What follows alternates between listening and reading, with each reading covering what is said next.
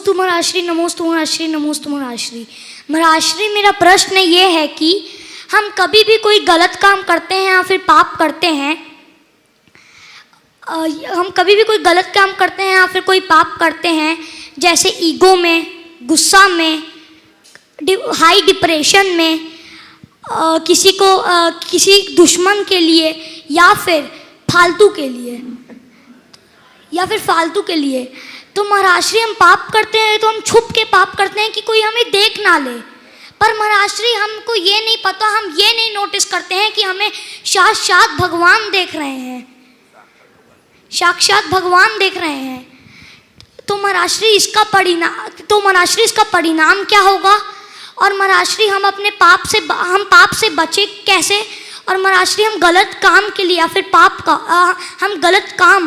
फिर हम पाप नहीं करें, इसका समाधान करें महाराश्री। बहुत अच्छा भाव प्रकट किया है। हम लोग बहुत सारे ऐसे काम करते हैं जो छिप के करते हैं, लेकिन हमें ये पता नहीं रहता कि हम सबसे छिप रहे हैं, पर भगवान तो देख रहे हैं। दरअसल जितने भी धार्मिक लोग हैं ना, जो भगवान पर विश्वास रखने वाले लोग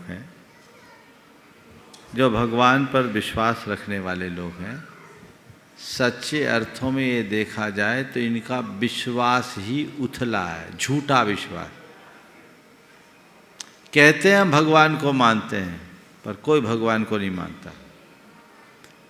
एक नास्तिक होता है जो हमें साफ साफ दिखता है, और एक आस्तिक दिखता है, लेकिन एक तीसरा है जिसको बोलते हैं प्रच्छन्न नास्तिक। दिखता आस्तिक जैसा पर है नास्तिक।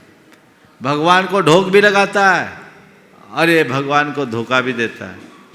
अरे जब तुम सच्चे अर्थों में भगवान को मानते हो और तुम्हारी दृष्टि में ये बात है कि भगवान है और भगवान सर्वज्ञ है, सर्वचक्षुष्मान है, तो तुम्हारे हाथ अपने आप कांपने चाहिए कि मैं सबकी आंखों से बच सकता हूँ, भगवान की आंखों से थोड़ी बच सकता हूँ। पर हमारी श्रद्धा ही उल्टी है। हम लोग एक गलत विश्वास में जीते हैं। मंदिर में पूजा पाठ करते हैं, अंत में विसर्जन करके भगवान से कहते, भगवान तुम तो यहीं मंदिर में बैठो, हमारे साथ मत आओ, क्योंकि आप मेरे साथ आ जाओगे तो हमें बड़ी मुश्किल हो जाएगी। आप यहाँ इत्मीनान से रहो, हमने फर्स्ट क्लास व्यवस्था कर दी। सुबह आऊँगा, घंटी बजाऊँगा, आपको जगाऊँगा, आपको नहलाऊँगा धुलाऊँगा, आपकी पूजा अर्चा करूँगा और फिर चले जाऊँगा। लोग इस विश्वास के साथ जीते, और यही विश्वास जीवन में दोहरापन उत्पन्न करता है। और ऐसा करने वाले लोग किसी गैर को नहीं, खुद को ही धोखा देते हैं, अपने आप को धोखा देते हैं, और ये धोखा हमारे जीवन को बुरा करता है। इसलिए इससे बचे, पाप से बचने के लिए यही काम। मैंने बचपन में एक कहानी पढ़ी थी जो हम लोग कोर्स में था। गुरु ने अध्ययन कराया। देखो ये कहानी बहुत काम की है। अध्ययन कराने के बाद शिष्यों की परीक्षा लेनी थी, पर इसी बीच गुरु कुछ दिन से दुखी दिख रहे थे। शिष्यों ने पूछा, गुरुदेव आज आप इतने दुखी क्यों दिख रहे हैं? गुरु ने कहा, क्या बताऊं, मेरी बेटी जवान हो गई, उसका विवाह करना है, पर मेरे पास धन नहीं, मुझे धन चाहिए। शिष्यों ने कहा, गुरुदेव हम सब आपके शिष्य, आपने पढ़ा लिखा कर हमें योग्य बनाया, इसमें राजकुमार भी हैं और नगर सेठ के पुत्र भी हैं, आप चाहो जितना धन हम आपको सौंप सकते हैं। गुरु ने कहा, ठीक, तुम लोगों से धन तो मैं ले सकता हूँ, पर मैं एक से नहीं लूँगा, तुम सबसे लूँगा। पर मेरी एक शर्त है, जो भी धन तुम लाओगे ऐसा लाना कि कोई देख ना पाए, अगर कोई देख ले तो वो धन मैं नहीं लूँगा। अगले दिन ढेर लग गया। गुरु ने कह दिया, जिससे जो बना सब लेके आए।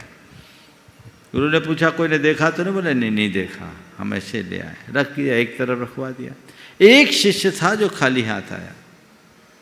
गुरु ने पूछा, क्या बात है, तुम खाली हाथ आए, कुछ लाए नहीं? बोले, क्या बताऊं, मैं ला नहीं सका।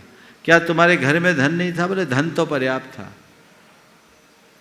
पर लाए क्यों नहीं? बोले, गुरुदेव क्या बताऊं, आपकी शर्त पूरी नहीं हो सकी। क्यों? बोले, आपने कहा था धन ऐसा लाना कि कोई देख न सके। बोले, हाँ।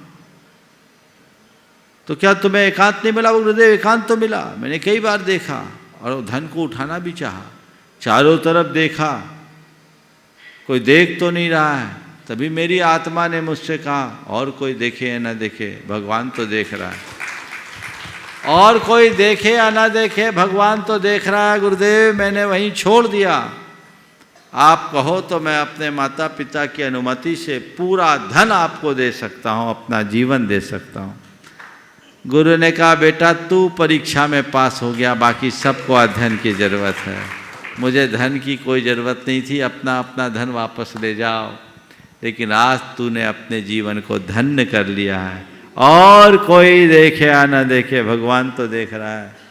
जब ये बात मन में आएगी तो कभी कोई गलत कार्य नहीं हो सकेगा।